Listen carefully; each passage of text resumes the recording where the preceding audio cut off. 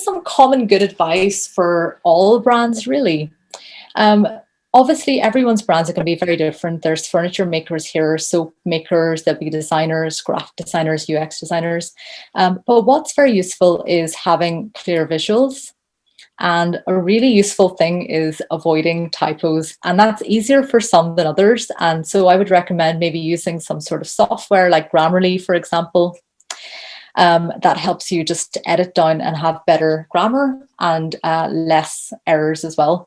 Because the main reason for that is not because I'm a nitpicker. Maybe I am a little bit of a nitpicker, but actually, whenever you see a website and you see a lot of misspelled things or things that don't look quite right, you don't trust it. And the same way, if there's a brand that's trying to sell you somebody, bless you, there's somebody there that is trying to get you to buy something, but everything is misspelled or doesn't quite look right, then you might not trust that brand as easily. So it's just building trust by making sure it's as professional as possible.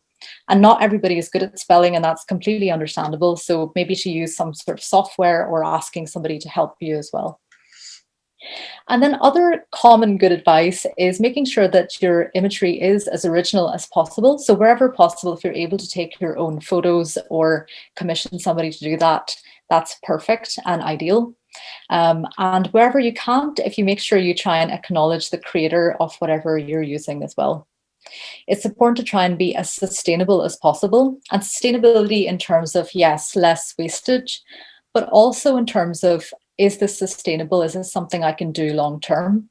So if you're not able to do an Instagram post every single night, that's totally fine. So it's just figuring out what is sustainable for you as a business as well. It's looking at the ethics behind things. So making sure that what you're sharing is true and fair and authentic. And I think a lot of you said at the start as well that authenticity is at the core of your brand values as well. So just bringing it all the way back to that. And then also accessible. If you can make any element of your business accessible, you definitely should, because there's nothing, stopping you from doing that. So I think accessible can only be good and something to be encouraged as well.